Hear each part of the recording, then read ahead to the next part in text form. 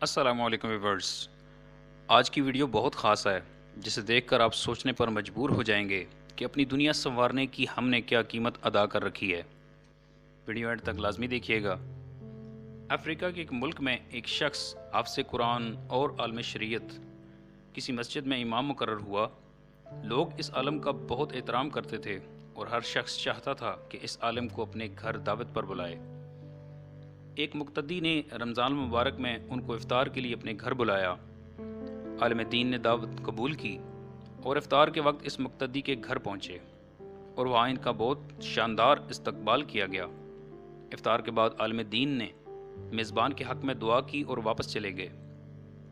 मुक्तदी की बीवी ने आलिम के जाने के बाद मेहमान खाना की सफाई सुथराई की तो उसे याद आया कि उसने कुछ रकम मेहमान खाना में रखी थी, लेकिन बहुत तलाश के बावजूद वो रकम इस औरत को न मिली।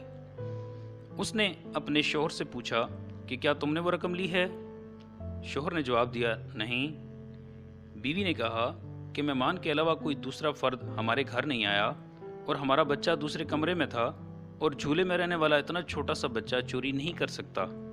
बिलाखिर दोनों इस नतीजे पर पहुँचे कि रकम मेहमान ने चोरी की है, और ये सोचते हुए मेज़बान के गम व गुस्सा की इंतहा न रही कि ऐसा कैसे हो सकता है कि हमने इतने इज़्ज़त और एहतराम के साथ उन्हें अपने घर बुलाया और उन्होंने ये गलत काम किया। इस शख्स को कौम के लिए नमूना अमल होना चाहिए था, ना कि चोर डकैत।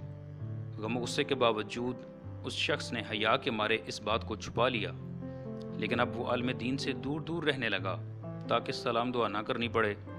इसी तरह साल गुजर गया और फिर रमज़ान आ गया। लोग फिर इसी ख़ास मोहब्बत और जोश व खरोश के साथ आलिम दीन को अपने घर में इफ्तार के लिए बुलाने लगे।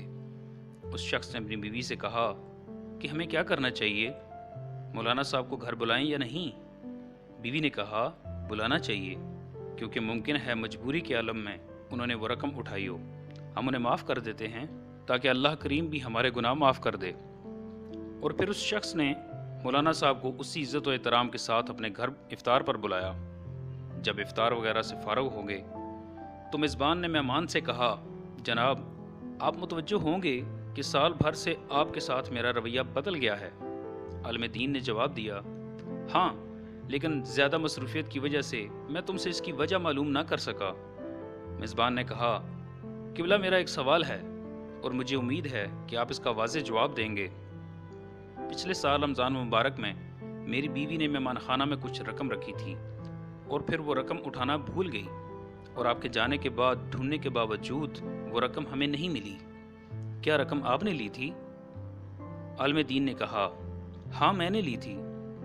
मेज़बान हैरान और परेशान हो गया और आलिम दीन ने अपनी बात जारी रखते हुए कहा, जब मैं मेहमान खाने से जाने लगा तो मैंने देखा कि कुछ नोट तेज़ हवा की वजह से इधर उधर उड़ रहे थे, लिहाजा मैंने वो नोट जमा किए और मैं वो रकम कहीं और नहीं रख सका कि ऐसा ना हो कि तुम वो रकम न ढूंढ सको और परेशान हो जाओ। इसके बाद आलिम ने ज़ोर से अपना सर हिलाया और ऊंची आवाज़ में रोना शुरू कर दिया, और फिर मेज़बान को मुखातब करके कहा, मैं इसलिए नहीं रो रहा कि तुमने मुझ पे चोरी का इल्ज़ाम लगाया, अगरचे ये बहुत दर्दनाक है, लेकिन मैं इसलिए रो रहा हूँ कि 365 दिन गुजर गए और तुम में से किसी ने कुरान करीम का एक सफ़ा भी नहीं पढ़ा, और अगर तुम कुरान पाक एक बार खोल कर देख लेते तो तुम्हें तुम्हारी रकम कुरान में रखी मिल जाती।